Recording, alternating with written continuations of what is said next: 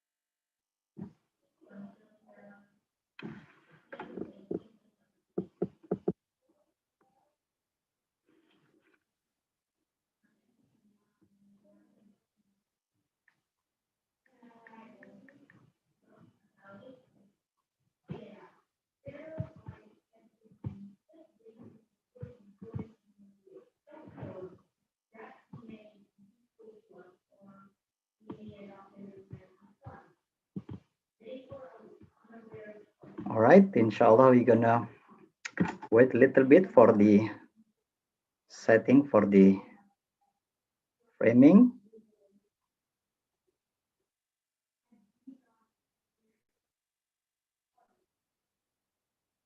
Assalamualaikum everyone. We are waiting for our back house, operational team try to set up the framing, because again, we're gonna present this in YouTube as well. So for whoever missed this session, they still can click the YouTube link in our convention website. They still can enjoy this one, the virtual trip to Istanbul, inshallah. I will still wait until the streamer giving me a go ahead. And yeah, go ahead, Mas Ferry. Okay, all right. Bismillahirrahmanirrahim. Assalamualaikum everybody. Alhamdulillah, it is a nice, great day. It's really sunny here in California, but I hope also sunny there in East Coast. But definitely it's late night for Brother Serif Yenen that who has been joining us. It is really honor, Brother Serif Yenen, to have you here to guide us for this virtual field trip to Istanbul. Of course, this is kind of prime session as well for everybody with this situation lockdown where we cannot travel. We can go virtually, and inshallah we can enjoy ourselves. Probably some people might have set up with a tea or something else just to enjoy this one. But again, I'll try to give a small introduction about Brother Serif Yenen. However, instead of me introduction to him, let's watch this video.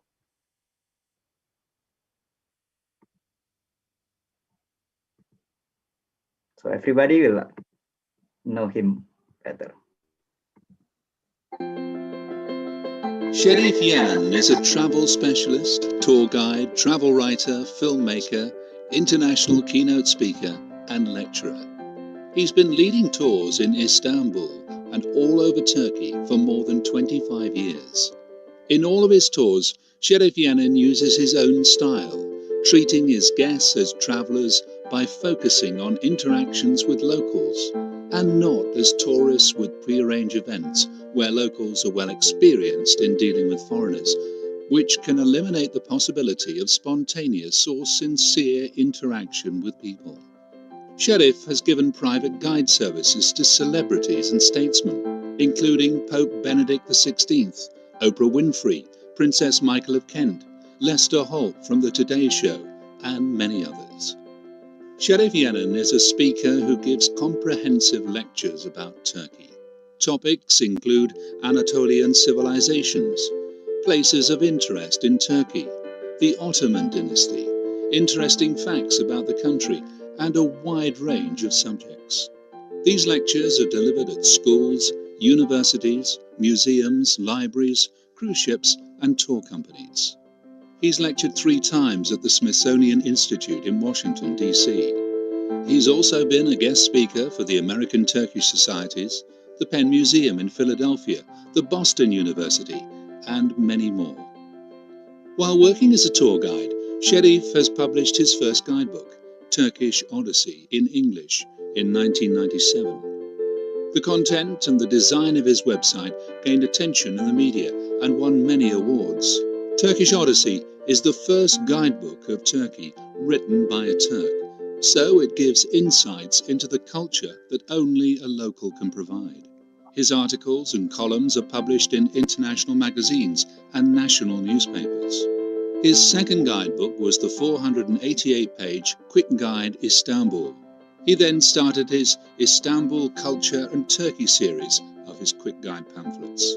These are user-friendly and informative fold-out pamphlets of museums, monuments and cultural highlights. They've been produced with many illustrations, plans, great photos, and a lot of condensed and simplified information. This is an ongoing project with 20 pamphlets produced so far, with new titles in the future. He's recently produced a new travel documentary film on Istanbul, Istanbul Unveiled. He started showing the film in different countries at museums, embassies, clubs and other venues. After showing the film to his audience, he's happy to take part in a Q&A session about Istanbul and Turkey.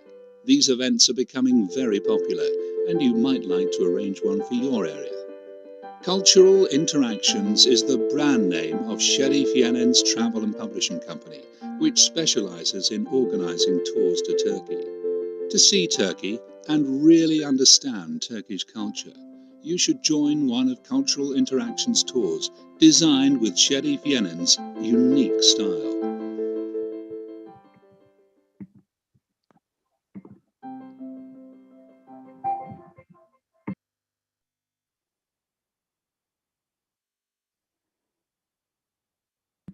All right, so I think I don't want to hold more longer. Everybody eager to join for this virtual field trip. All the time for you, Brother Serif Yenen.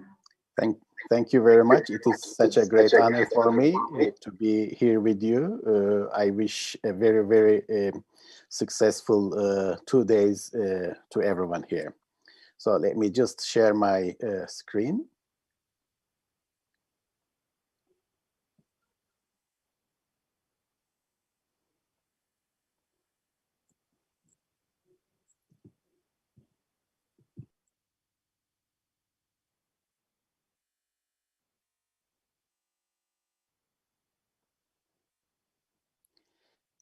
Well, yeah.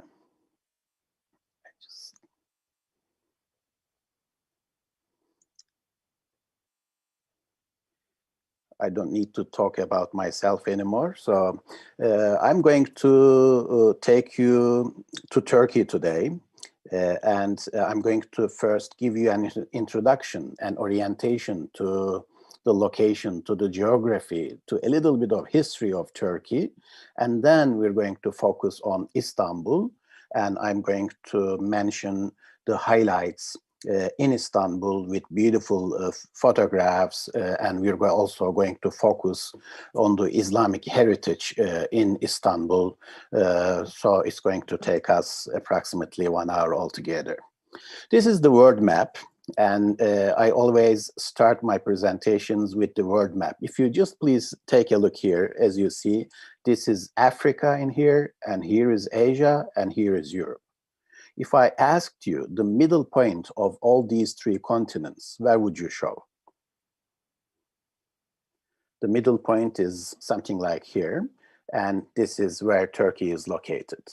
So throughout history, Turkey has always been a crossroads, and that's why it has always drawn the attention of many great civilizations, and we can approximately count some 30 different civilizations that have ever lived in the lands of Turkey.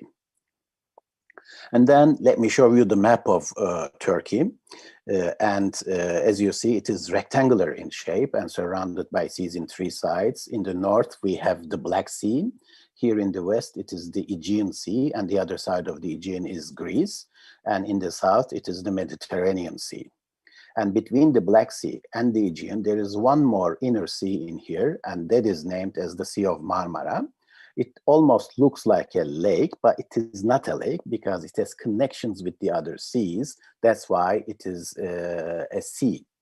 So the Sea of Marmara is connected to the Black Sea with a strait in here. And it is connected to the Aegean Sea with another strait in here. So the strait here is the Dardanelles, and the strait in here is the Bosphorus. So the total length of our country is 1,000 miles or 1,600 kilometers. By flight from one end to the other end, it will take about 2.5 hours. Turkey is also located at the meeting point between Europe and Asia.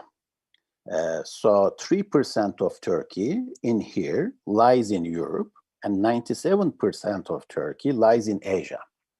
So the border between Europe and Asia is just in here. The two straits, the Bosphorus and the Dardanelles, together with the Sea of Marmara, will make the border between Europe and Asia.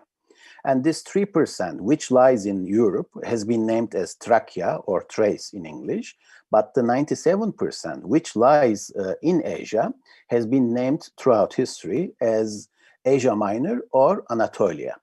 Anatolia is an ancient Greek word, and it means the land of sunrise. So when you look at this land from the Aegean, this was the place where the sun rose. That's why it was named as the land of sunrise in the ancient Greek language. As for our neighbors a little bit, we have two neighbors in Europe. One of them is Greece, and the other is Bulgaria. And we have many more neighbors in the east. Georgia is here, and we have Armenia in here, then Iran, Iraq, and Syria. We have lots of neighbors all surrounding all around the country. A little bit of geography. The highest peak in Turkey is located near the Iranian and the Armenian border, right in here, and that is Mount Ararat. You know, Mount Ararat is also a biblical mountain where Noah's Ark was believed to have landed on after the flood. And it's always covered with snow. And then the largest lake in Turkey is Lake Van. It is right in here, and it is almost like a sea. You cannot see the other side from one side. This is a small island very close to the shore on the lake, and the name of the lake is Lake Van, and it is bitter water lake, and it is a beautiful location. In the central part of the country, we have the second largest lake. Its name is Lake Tuz. Tuz means salt.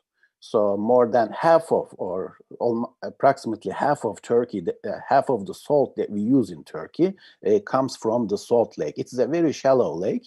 In summer months, it dries out, and the soil is 33% in the soil is actually salt.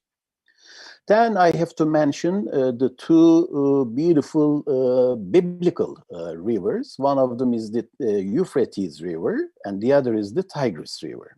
These two rivers mentioned in the Bible originate from the high mountains of eastern Anatolia, and they flow down to Syria and Iraq, and after a certain point, they merge and flow together. And here is a beautiful picture from the Euphrates River, for example.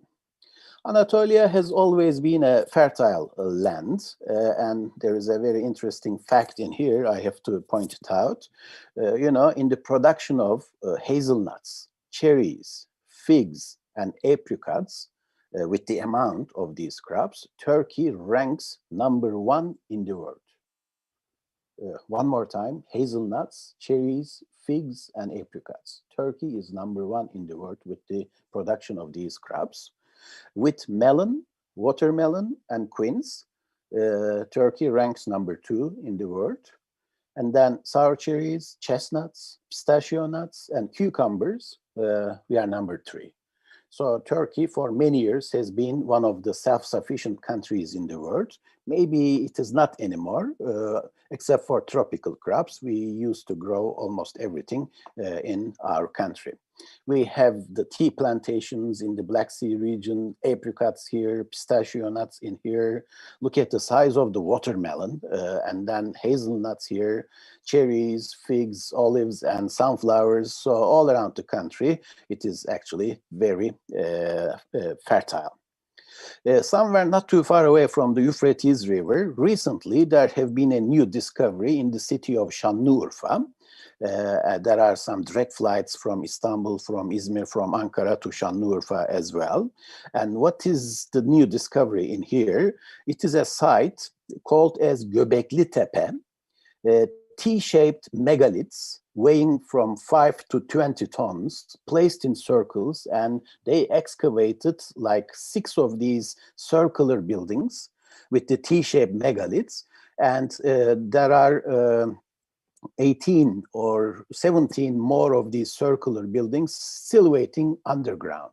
In 2011, for example, the National Geographic magazine was featuring Göbekli Tepe in the cover to be the birthplace of religion and the world's first temple. So it has been such an important discovery recently, and it is still going on there. Then in central Turkey, we have an area called as Cappadocia. Cappadocia is such a unique place. It's a volcanic area with the erosion of the volcanic tuff. Some interesting conical formations got formed there, and people hollowed the tuff out, and they made dwellings, they made underground cities, they made churches in the early years of Christianity. You know, Cappadocia is such a unique place there. And a little farther down from Cappadocia in here is a city called Konya. And Konya was actually the place where the mystic poet Rumi lived and died, and his tomb is still there. You know, Rumi is also the leader of the whirling dervishes. Then let me just mention the ancient city of Ephesus in the Aegean coast in here, in this part. And it is one of the most beautiful ancient cities in the world. There are so many beautiful ruins there. And you could easily spend one full day in the ancient city of Ephesus there. For example, the building in the picture is a library, one of the 3 most important libraries of the ancient world. Between Ephesus and maybe Konya, there is another place in here called as Pamukkale. This is also interesting, you know, white color formations, thermal springs with calcium salts inside. With the flowing of the water evaporates and the calcium salts are deposited, and these interesting formations are getting formed there, still in the process of formation, or the process is still continuing there. And then I shall say a few words about the size of the country. And, you know, Turkey has a population of approximately 80 million people, 80. And the largest city in Turkey is Istanbul. And Istanbul is located on the 2 sides of the Bosphorus here. And the population of Istanbul is around 17 million. And then second largest city is Ankara, and it is located here in the center. And Ankara has been the official capital since 1923. Other than that, Istanbul was always the capital. Istanbul was the capital for the Roman Empire and the Byzantine Empire and the Ottoman Empire. But with the new republic, Ankara has been the new capital, and the population of Ankara is around 4.5 million. The third largest city is Izmir, and it is located in here. Now let's focus on Istanbul a little bit. You see the Bosphorus Strait connecting the Sea of Marmara to the Black Sea is located here. And as I just mentioned, on the 2 sides of the Bosphorus, it is the city of Istanbul. Let's have a larger view of the city. See the narrow straits in here. It is like a river, but it is not a river, much deeper and wider than a regular river, with clean water, blue water.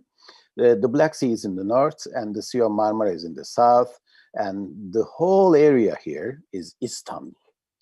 Let's focus on this with other pictures. This is the Bosphorus Strait going from the Sea of Marmara to the Black Sea. And we have 3 suspension bridges connecting the 2 continents. One side of the Bosphorus is Europe and the other side of the Bosphorus is Asia. And Istanbul turns out to be the only metropolitan city in the world which is located on 2 different continents. Can you imagine when you take a boat ride on the Bosphorus? It is such a unique cruise because one side of the boat is Europe and the other side is Asia. It is such a pleasant experience there. Now, this is a drawing of the Bosphorus. Down below here is the Sea of Marmara, and up here is the Black Sea. And we have, as I just mentioned, 3 suspension bridges connecting the 2 continents here. And right in here, there is a little bay, narrow, that is the Golden Horn. So the land in between the Golden Horn and the Sea of Marmara is like a peninsula. This peninsula here was actually the old city of Constantinople. Constantinople is the ancient name of Istanbul. So this is one of my maps, and I have more focus on the old city of Constantinople in here. The ancient walls of the city were located here, and many parts of these ancient walls, going back to the 5th century AD, are still standing. This is an aerial picture of the same peninsula. See the little bay in here, that is the Golden Horn. And this side is the Sea of Marmara, and the Bosphorus lies on the right-hand side here. See, many of the highlights, many of the monuments are all located in the heart of the old city in here. This is the famous Hagia Sophia. We're going to talk more about this. And here is the Blue Mosque, or the Sultan Ahmet Mosque from the early 17th century. And farther down is the Süleymaniye Mosque, the mosque which was built by Sultan Süleyman the Magnificent in the 16th century. And the whole green area in here is the Topkapı Palace. We're going to look at these with more detail in the upcoming slides. Let me say a few words about the history of Istanbul. Again, the same peninsula right ahead of us, the Golden Horn on the right and the Sea of Marmara on the left. Up until the 4th century AD, the city was named as Byzantium, and it was a very small city with a population of approximately 20,000 people.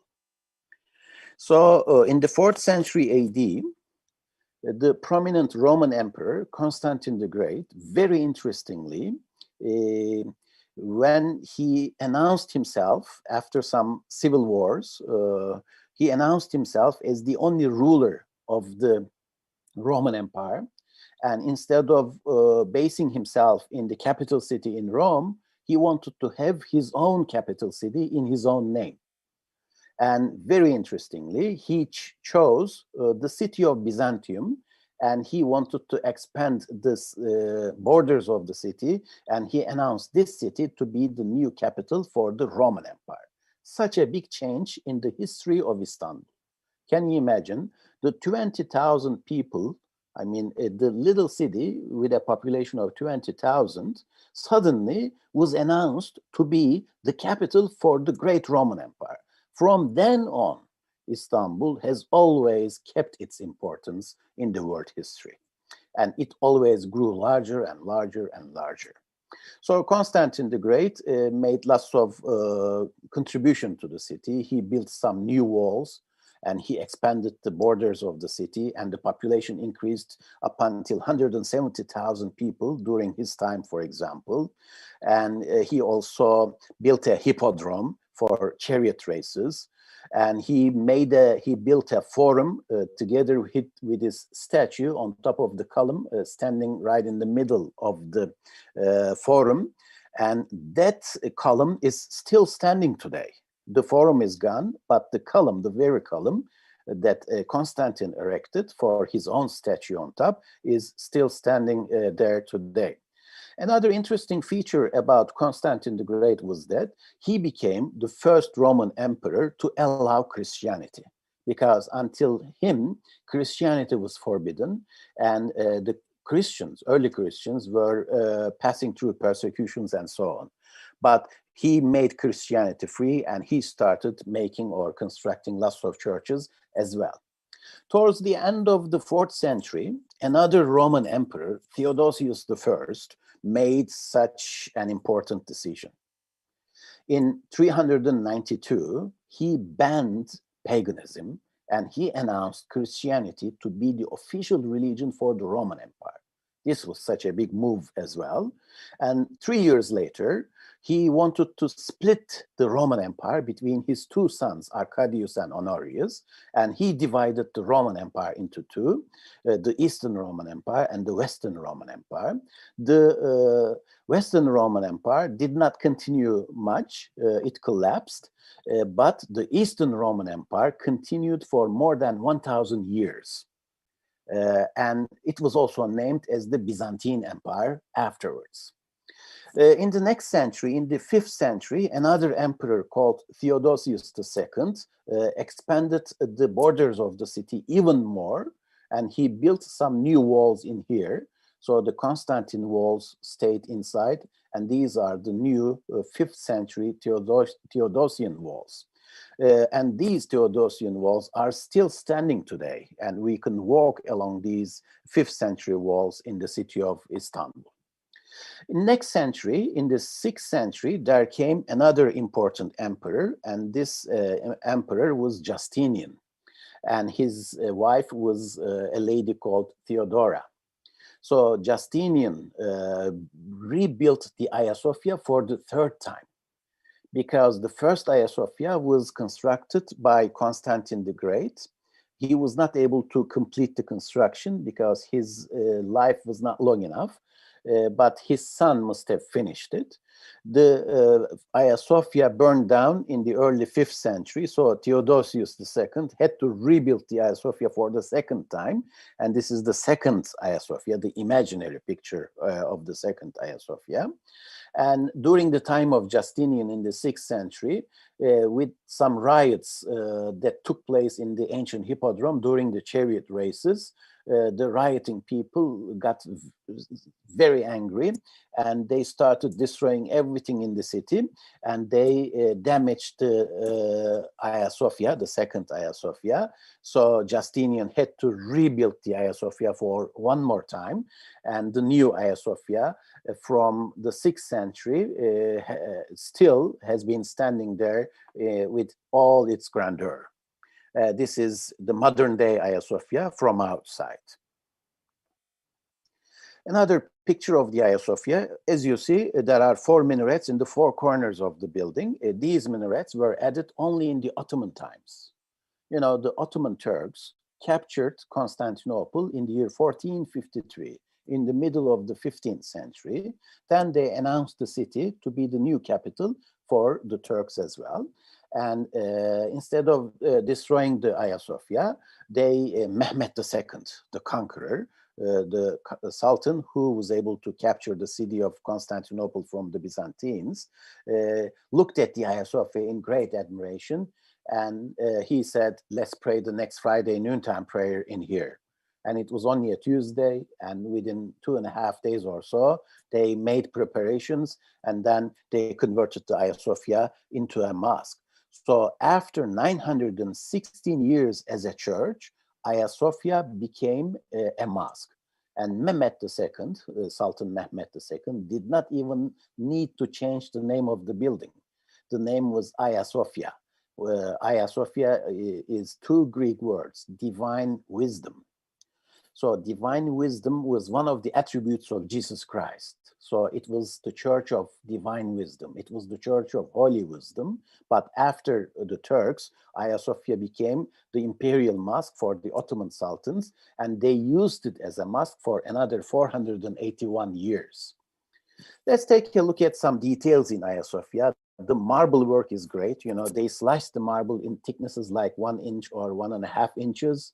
And they were book matching the patterns on the motifs, with the motifs on the marble. It was such a great work. And look at the capitals on top of the columns. This is all marble. You know, imagine one block of marble. It is carved out. It is like lacework. One piece of marble with the scrolls and the monograms of the emperor and so on. It is such a great work. So when the Hagia Sophia was converted into a mosque, of course, the whole floor was covered with rugs or carpets, and they whitewashed the mosaics where the saints are depicted, and then they added beautiful calligraphy panels here and there, and we still keep them from the Ottoman times. I was always telling my visitors from all over the world, where else in the world you would be able to see the name of God written in beautiful calligraphy, Allah, together with the mosaic of infant Jesus Christ and the Virgin Mary in the same picture.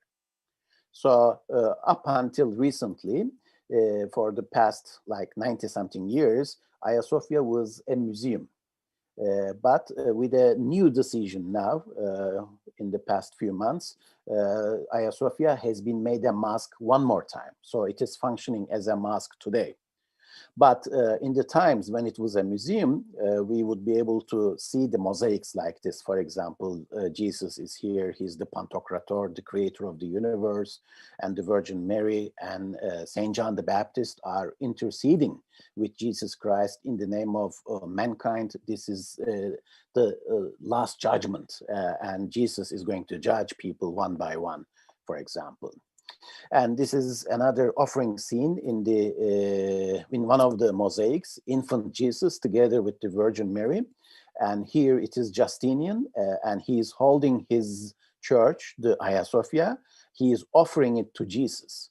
And on the right-hand side, we have here Constantine. Constantine the Great is accepted to be the founder of the city, and he is holding his city in his hands. In other words, he is offering his city to Jesus there.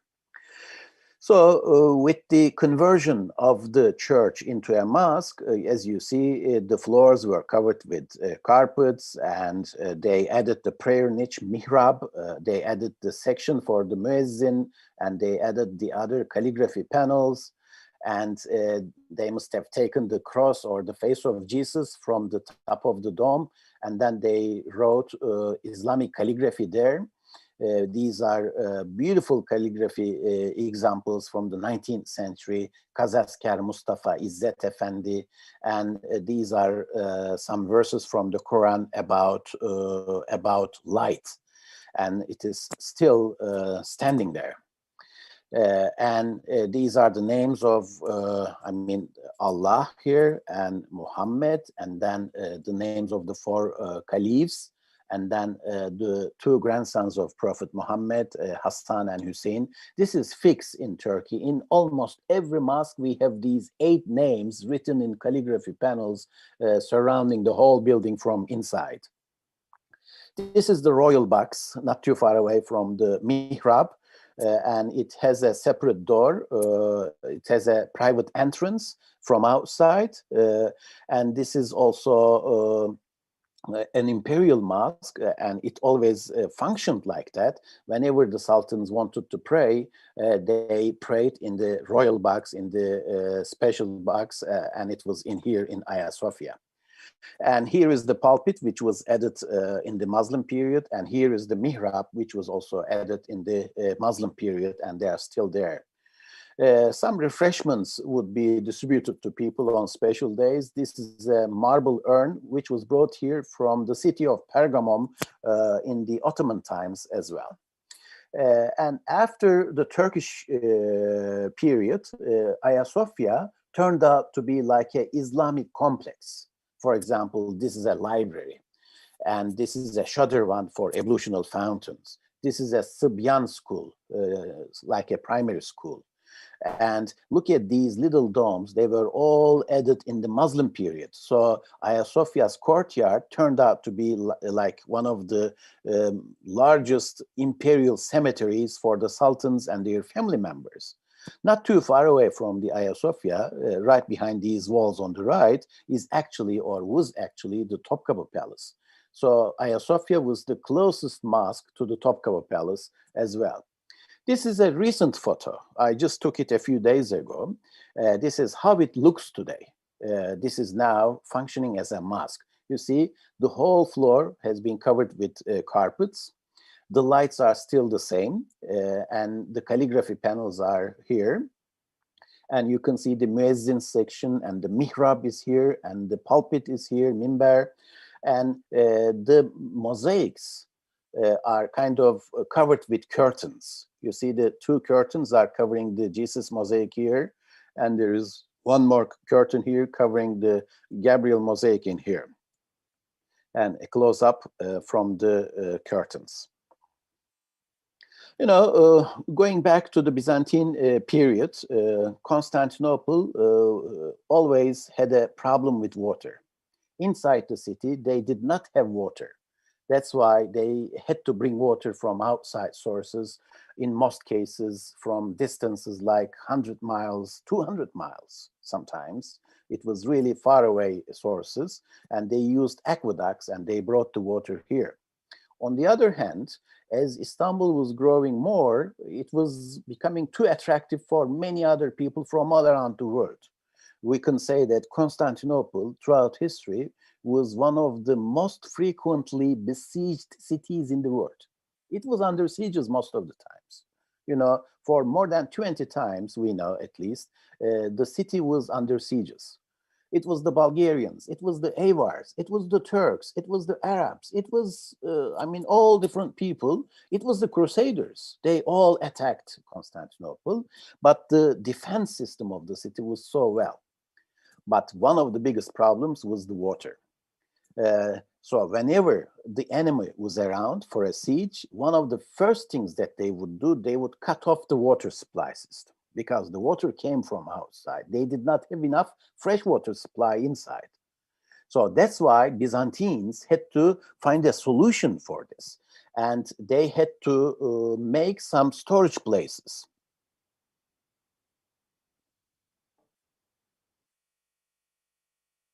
Are we having a problem? No, you're good. You can see the slides, yes? But the slide still inside of the Hagia Sophia. I'm showing a cistern, for example, lots of columns. You don't see it?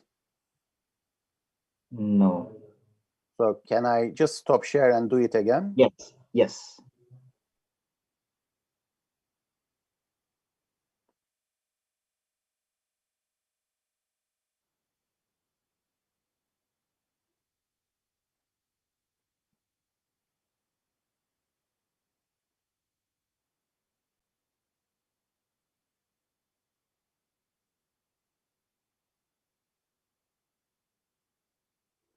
What do you see now? Do you see columns? Wembley? Not yet. We're still seeing the blank screen, like it started screen sharing.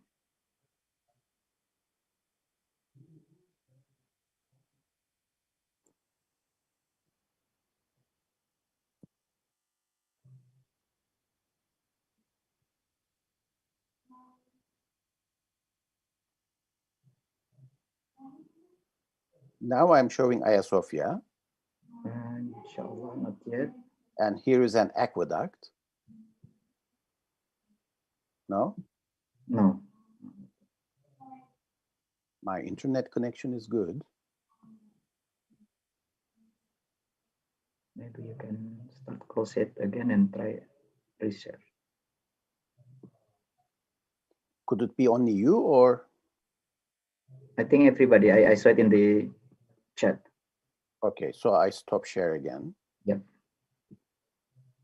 Yeah, again, while waiting, Brother Serif, and we can see that Turkey is wonderful place. And I can see in the chat that so many people start asking what will be the best itinerary to go to Istanbul. MashaAllah. Okay. Can you see it now? Yes. All right. This is the aqueduct, yes? Yeah. Okay. Thank God. Okay, so in order to protect themselves, Byzantines had to build very large underground water storage places, and these places were named as cisterns. You know, in the Byzantine period, they built about 400 or 500 of these water storage places. And they generally used recycled material like the columns and capitals from the earlier pagan period temples. So it means these water storage places turned out to be beautiful places. They were not meant to be beautiful, but they became beautiful. For example, this is the largest of the cisterns. It is named as the Basilica cistern. And here is the Theodosius cistern. These go back to the 5th century, 6th century AD. This is a small size cistern which is functioning as a fine dining restaurant today. Once upon a time, they filled this place with water for the storage purposes. This place is a wedding hall, but one of the Byzantine period cisterns. This is an art gallery from the palace grounds of the Byzantines. This is also another art gallery underneath a modern hotel. So very interesting. This is a jacuzzi, but in its heyday, in the Byzantine period, it was a small cistern for the storage of water. And then towards the end of the Byzantine period, before the Turks came to Constantinople, we can see another beautiful church. The name was Kora. Almost all around the building was covered with beautiful mosaics and frescoes. With a recent decision, this is going to be converted into a mosque as well. They took this decision, but they didn't make the change yet. I don't know if they are going to do it. This is Mehmet II, the conqueror. So Mehmet II was only 21 years old when he was able to capture the city of Constantinople from the Byzantines. And he was the one who announced Constantinople to be the new capital for the Ottoman Empire. And before he was able to capture Constantinople, in order to have more control on the passages through the Bosphorus, he built this fortress on the water, for example. And this is how he converted the Hagia Sophia into a mosque. Then he wanted to make a very large size palace, and the construction of the Topkapı Palace took more than 20 years. And this is how it looks from outside, for example. This is the same picture that I was showing you before. This green area is the location for the Topkapı Palace. And this is one of the monumental gateways for the Topkapı Palace. Topkapı Palace was built by Mehmet II in the second half of the 15th century. And Mehmet II was the 7th of the 36 Ottoman sultans. You know, the Ottoman Empire was founded in 1299. And until Mehmet II, he was the 7th ruler, as I just said, there were two previous capitals. The first one was Bursa, and the second one was Edirne, and Istanbul became the third capital with Mehmet II. So Mehmet II was the first Ottoman Sultan to build the Topkapı Palace, to move there, and to rule the Ottoman Empire from there. So the Topkapı Palace was not only the ruling place of the empire, it was also the living place of the royal family. And it is such a large place. It covers an area of 173 acres today. And in every corner of the Topkapı Palace, you're going to catch another beauty. This room, for example, was the meeting room for the council members 4 times a week would meet in here, and they would make decisions, advisory decisions for the Sultan. And these are the kitchens of the Topkapı Palace. And look at the gigantic size chimneys. And Topkapı Palace was the place where the lifestyle was very oriental. You know, they wouldn't have any tables or chairs. They would be eating on the floor, and they would be cooking in these large size cauldrons and so on. And this is a beautiful painting from the old days of the sultans in the Topkapı Palace. For example, this is the Gate of Felicity. And on special days, whenever there would be ceremonies and so on, they would bring the golden, solid gold throne of the Sultan and put it right underneath the gate. And all of the statesmen, the guards, invitees would be all around, and they would be making these kinds of celebrations. You know, ascension to the throne for the new Sultan, the funerals, or the two religious holidays every year. They would all be celebrated in this place. And this is the same gate. See, the one in the picture is this one here, the Gate of Felicity, for example. And look at the beautiful calligraphy here and there. This is a calligraphy made by one of the sultans. Sultans got very good education. Some of them were warriors, some of them were calligraphy artists, some of them were sportsmen, some of them were poets. So Sultan Ahmet III from the 18th century, he wrote this calligraphy by himself. He was a great calligraphy artist. And as you see, it says Bismillahir Rahmanir Rahim in here. And beautiful architecture with long eaves, columns, and capitals. Unbelievably ornate thrones with jewelry on it. And for example, suite of armor with lots of jewelry belonging to Sultan Mustafa III. Some swords with, again, verses from the Quran. The Topkapı dagger, one of the most famous daggers. And, you know, there was a movie in 1964. I don't know if you ever would remember such a movie. The name of the movie was Topkapı. It was directed by Jules Dassin and Melissa Mercury, Peter Ustinov, Maximilian Schell, and Robert Morley were playing there. And in that movie, they were trying to steal the Topkapı dagger there. And the Spoonmaker's diamond, one of the largest diamonds in the world, 86 carats, for example.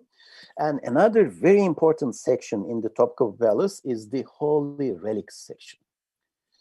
You know, Sultan Selim the first time ever, attacked another Muslim state, and that was Egypt, and captured Egypt. And when he came back from Egypt, he came with the personal belongings of Prophet Muhammad and the other caliphs as well. And from then on, Ottoman sultans were not only the sultans of the empire, they also announced themselves as the caliph of the Islamic world. So from Selim I up until the end of the Ottoman Empire, every sultan ascending to the throne would be also the caliph of the Islamic world. Here is the footprint of Prophet Muhammad, for example. And these are the boxes for the holy mantle of Prophet Muhammad, his swords, his bow and arrow, his tooth in the box, his beard in the box, and so on.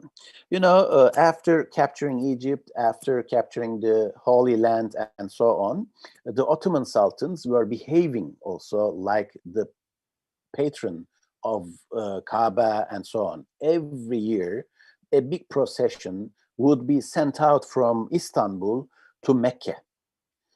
From a few months before the Hajj period, and then they would take lots of gifts there, and they would repair the curtains of Kaaba and the gutters of Kaaba and so on. And the pieces, the old pieces brought back from Kaaba are still kept in the Holy Relics section of the Topkapı Palace. And just outside wall of the Holy Relics section in the Topkapı Palace has a fountain. Of course, this water coming out from the fountain here is believed to be the holy fountain, and the washing of the dead bodies of the sultans was made with this holy water on the outside wall. And Topkapı Palace consists of 4 consecutive courtyards, and it is separated into private sections, public sections, and the school sections. You know, the family quarters is the harem section. And a few pictures from the harem, for example, the royal reception hall for indoor ceremonies, for the family ceremonies. This would be the place. Another angle for the same place. Take a look here. Calligraphy on the walls, and other rooms built by various Ottoman sultans. Everything is Oriental style, no furniture, no chairs, no table, lots of tiles, and lots of gold plated sections, and mother of pearl shutters, niches in the walls for decorative items, cushions on the floors, and long eaves all the time. And the tiles were not only inside the building, also outside. And some dormitories for the concubine girls in the harem section. And from the 7th Ottoman Sultan up until the 25th Ottoman Sultan, 31st Ottoman Sultan, 25 of the Ottoman Sultans lived in the Topkapı Palace. Then, in the middle of the 19th century, Sultan Abdülmecid wanted to change the Oriental lifestyle into more modern. Then he moved the Topkapı Palace to the Dolmabahce Palace. For the first time ever, the Ottomans were making their palaces on the water. So this is an opulent palace, for example. Let's take a look at it. Very European. Architecture is European and style is European. And look at the ceremonial hall there. Same hall with the chandelier, European chandeliers. And beautiful decoration inside, largest size carpets, baccarat crystal banisters, and so on. Now, I shall take you back to the 16th century. You know, Mehmet II, the conqueror, lived in the 15th century. Out of 36 Ottoman sultans, Mehmet maybe was the most strategic one. He was the one who changed the capital city from Edirne to Istanbul. And when he captured Istanbul, he announced himself as the new Roman emperor. And he was behaving like the Roman emperor. But in the next century, the 10th ruler came to power. And this is Sultan Süleyman the Magnificent. And this is his wife, Hürrem Sultan. Süleyman, out of 36 Ottoman sultans, was the most military one. He conquered all 3 continents. You know, in the 16th century, during the reign of Süleyman the Magnificent, the territories of the Ottoman Empire reached its maximum size. And we went up until Vienna in Europe, for example. We captured all northern Africa up until the Strait of Gibraltar. So these things happened during the reign of Süleyman the Magnificent. Of course, Süleyman the Magnificent wanted to leave something very monumental behind. And in the 16th century, he asked architect Sinan. Architect Sinan is the greatest Ottoman architect from the 16th century, who lived for about 98 years. So architect Sinan built the greatest ever mosque for Sultan Süleyman the Magnificent. Up until this, the imperial mosques had 2 minarets. But with this new mosque, which was named after Süleyman as Süleymaniye, now they had 4 minarets. Let's look at the same mosque from a few different angles.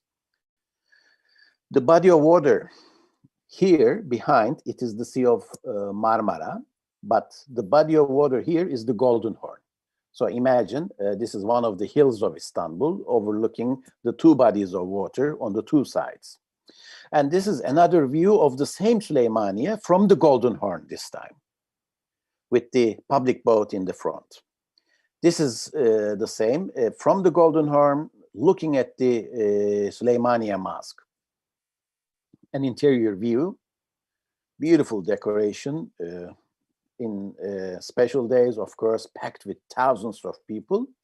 And here is a view of the dome. Look at the stained glass windows with very ornate work and with calligraphy on the windows. And then the same architect Sinan, built a small but very beautiful mosque for one of the Grand Viziers, Rüstem Pasha. And Rüstem Pasha was the son-in-law of Sultan Süleyman the Magnificent. He got married with the daughter of the Sultan Süleyman. This is the interior view of the Rüstem Pasha Mosque, and this mosque is famous with its tile work. Now, this is an aerial picture of the Ayasofya and the Blue Mosque together. It was Sultan Ahmet I in the early 17th century who wanted to build his mosque just opposite the Ayasofya. This was a big challenge. They did not want to overshadow the Ayasofya, but they did not want the new mosque to be overshadowed by Ayasofya either. So they had to find a very nice balance. And the original name, the official name of the mosque was named after the Sultan's name, Sultan Ahmet Mosque.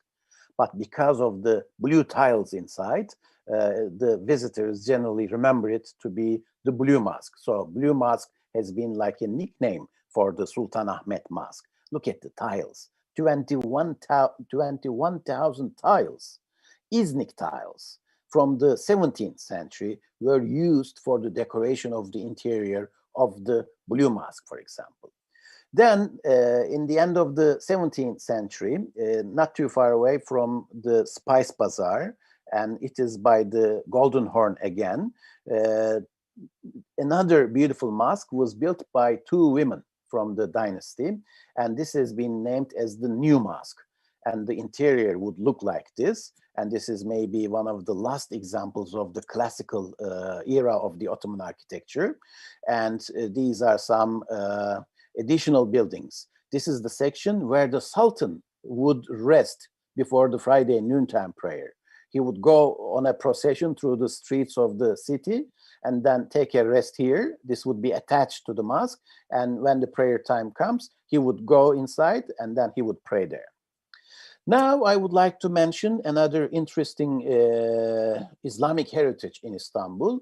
That is Ebu Ayyub al-Ansari. We call him as Eyüp Sultan. This is a mosque which was built for him, and he is buried here. So who is Eyüp Sultan? He was the standard bearer and friend of Prophet Muhammad. He died during the Arab siege in the 7th century. So this mosque here was first built by Mehmet II, but it was destroyed. So in the 19th century, Sultan Selim III had to rebuild the mosque. So Eyüp Sultan is such an important figure for the Turkish people, and there are always hundreds or thousands of people visiting his shrine there. And this is his beautiful tomb in the Türbe. This is also interesting from the Islamic heritage in Istanbul. This is Hırka-i Şerif Mosque. Hırka-i Şerif is the blessed mantle of Prophet Muhammad. This mantle was a gift to Veysel Karani. Veysel Karani is a mystic and philosopher from Yemen, from the 7th century. He lived in the same time with Prophet Muhammad, but he couldn't meet him. But he was a mystic, and Prophet Muhammad knew about him, and he gave his jacket to him. So the descendants of this family still keep the jacket, and they built a beautiful mosque in here. And this mosque was built by Sultan Abdülmecid in the 19th century. And every year during the holy month of Ramadan, people are able to come here and visit the holy jacket of Prophet Muhammad, for example. We also have a beautiful museum in Istanbul, which is called as the Galata Mevlevi Lodge. And in here, once upon a time, the whirling dervishes used to have their rituals.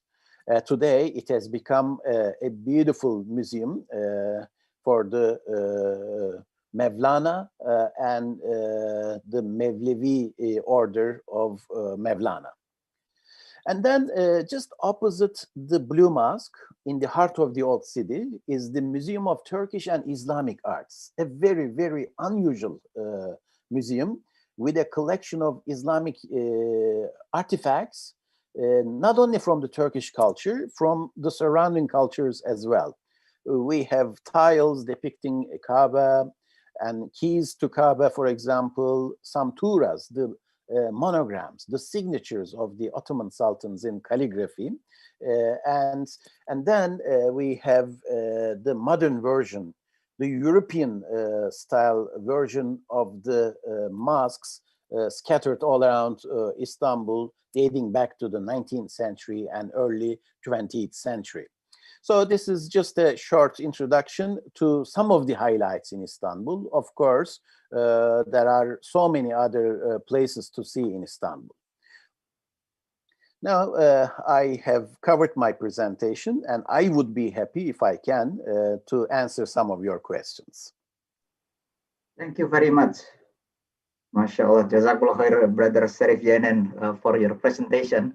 This is really wonderful one. We have a glimpse, I would say, about the Istanbul and Turkey. And from the chat that are rolling around, I can see a lot of people really considering to travel to Turkey. As myself, I went to Turkey last, I think beginning of this year, winter. Oh, really? Oh, we stay there 3-4 days, and I feel like it's not enough.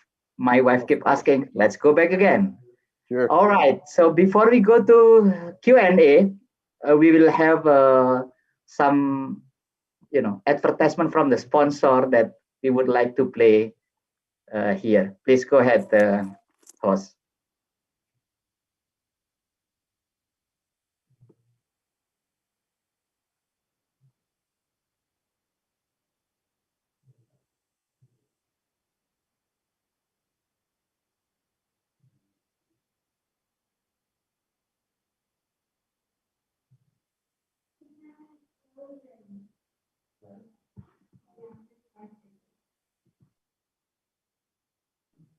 I think we have, the sound is not coming out. However, we're going to try to present this presentation from our sponsor, which we really thanks for their participation, how we can run this program virtually with their support.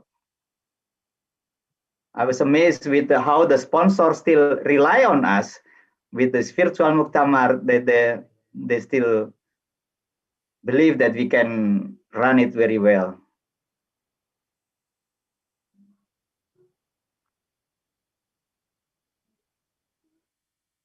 Right.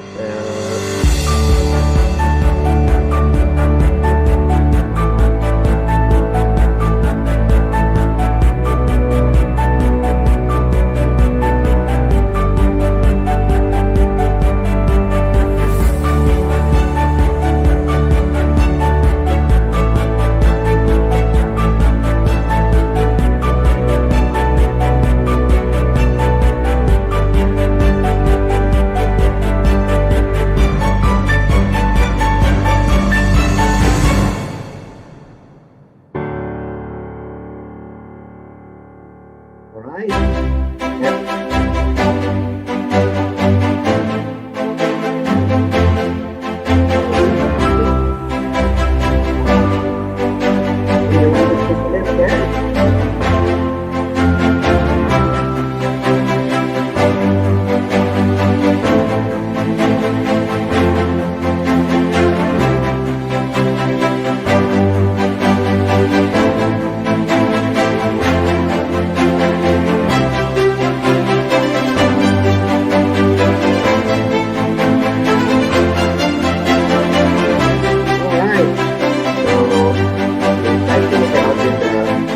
Advertisement and from our sponsor. Now maybe while waiting the rest, we're gonna have one question so far that catching my eye. Of course, there is a lot of question, but here one I think it's worth to answer. The question is, you have been talking a lot about Sultan Ahmed. Now the question is there still any Sultan Ahmed's offspring that's still live till today, and where they are? You mean if there are any descendants of the royal Yeah. family? Yeah. Okay. In 1923, Mustafa Kemal Atatürk, our leader, founded a new republic. So the caliphate was abolished and the sultanate was abolished. And for the next 50 years, no one from the royal family was permitted to stay within the borders of the country. So they had to be kicked out. But after 50 years, the ban was removed, so they were able to come. Yes, there are still descendants around, but they don't have much power anymore. I mean, once in a while, they may appear on TV, or they would be making a few comments here and there, but nothing else, nothing more than that. All right, thank you. So a lot of question is talking about the tour there. Even some of them is asking, about your product. So I would say for audience here, go to Brother Serif Yenen travel website. It's serifyenen.com. You can see what kind of tour that he provides. And we are glad as well that Brother Serif Yenen has become one of our sponsor on this Muktamar. As you can see in the in the banner that we have it in between session, Serif Yenen Travel. But if you like, let me also say, if you are coming to Turkey for the first time, where you should start from. Istanbul is a must. I would say if you can make Istanbul 1 week, you're going to be busy within these days. But if you want to cover other parts of Turkey, like Cappadocia, like Ephesus, like Konya, like Pamukkale, these are the photos that I showed you at the beginning of the presentation, then you would need like 2 weeks, 3 weeks.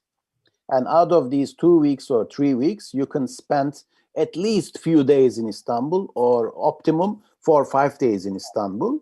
And the rest you can do a few days in Cappadocia, a few days in Ephesus area, 1 night in Pamukkale, 1 night in Konya, so that you can cover like half of the country.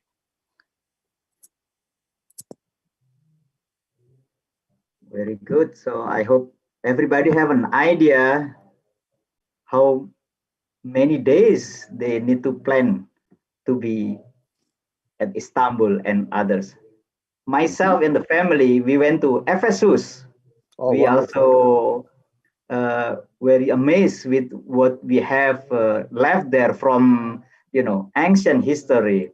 We stay in Izmir and take a train to I think no we take a private what you call it transportation from Izmir to Ephesus.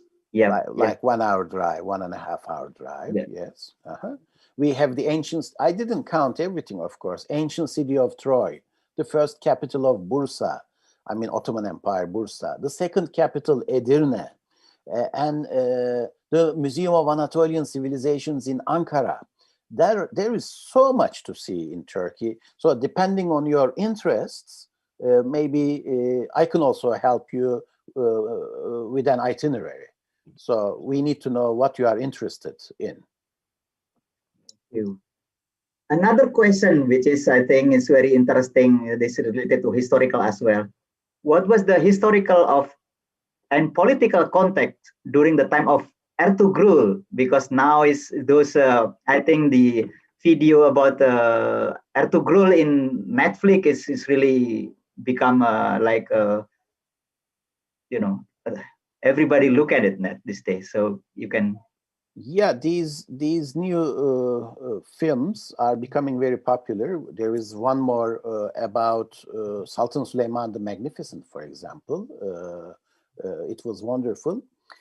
Of course, these are fictitious as well. I mean, it is not true story. I mean, there are some true parts in it, but there is some fiction part in it as well. But thanks to these kinds of films, movies, we have been able to catch a lot of attention, not only from abroad, also from Turkey. Many people, after these films, have started showing more interest in the Ottoman history, for example. Thank you. Thank you. And another one that for everyone here, audience, you know, we saw about the Hagia Sophia here. I would recommend that you, if you don't have chance to go to Turkey, try to search in YouTube. Virtual Tour Hagia Sophia by Brother Serif Yenen. MashaAllah, it was really, really, really good. A lot of historical contact. We can learn a lot. Even myself and family went there physically. When I see his presentation in that YouTube, I feel like, oh, we miss a lot too, right? So yeah. Okay, Yes, in so my YouTube channel, I have a very, very nice presentation also about Göbekli Tepe.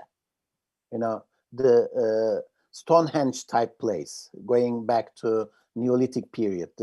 The National Geographic cover that I was showing you, Göbekli Tepe, is very, very interesting. all right. So I think I saw that there is a participant that raising their hand. I would say let's give her a chance to ask personally. Go ahead. Okay. I ask Bulia Bernat to unmute and you can have your question.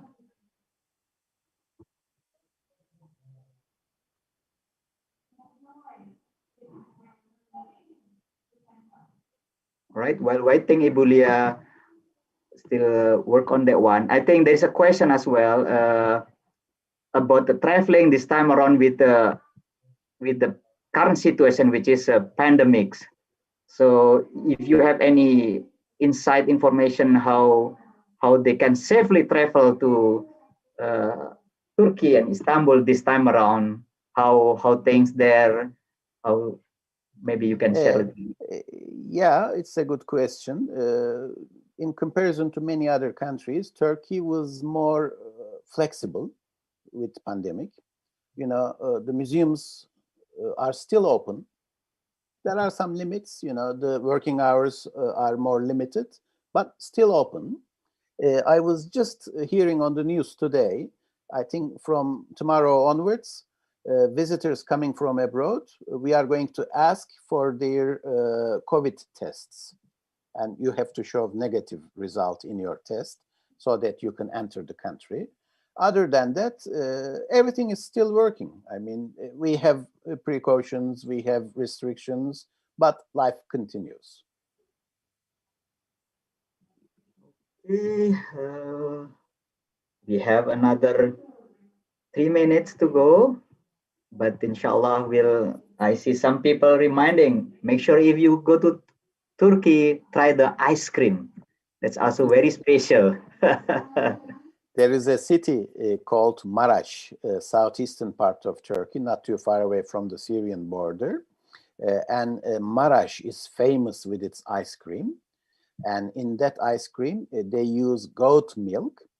And also, there is a special plant, wild orchid, and the root from the wild orchid is powdered, and they add this in the ice cream. So it becomes so thick. You know, when you ask for ice cream, in some places, they serve it with a fork and knife so that you can cut it, eat it, and you eat ice cream like that. So Maraş ice cream is a must try. Yeah. Oh, there is another one. Okay. I think Bapak Iskandar Smith would like to have a question. Please go ahead. We still have 2 minutes. Yes, my name is Rashid from Seattle, Washington. Sir, I would like to ask you a question as to how did Turkey get associated with famous coffee, the Turkey's coffee trade? Okay. Turkey had coffee from before Europe.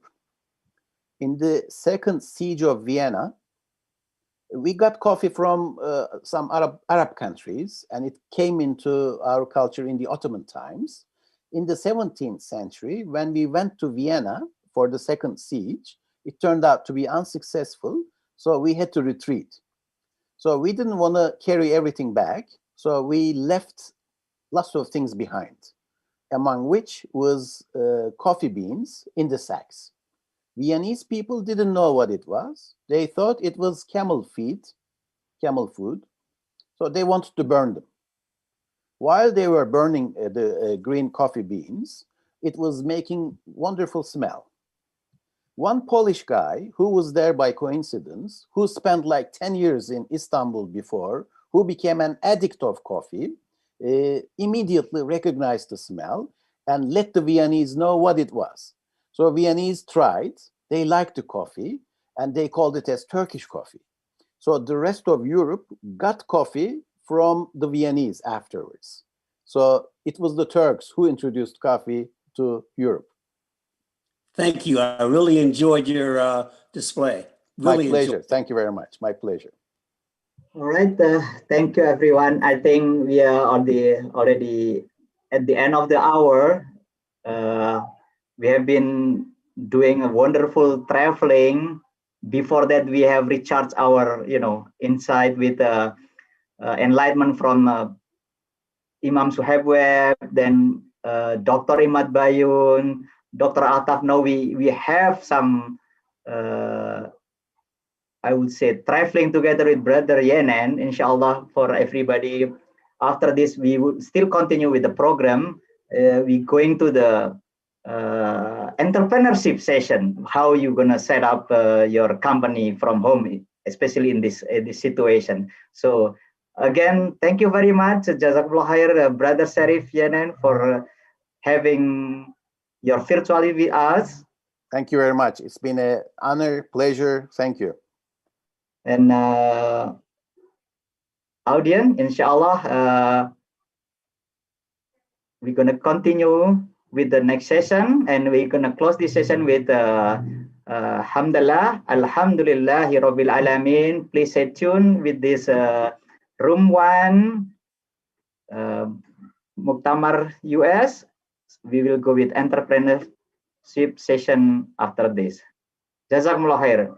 Wassalamualaikum warahmatullahi wabarakatuh.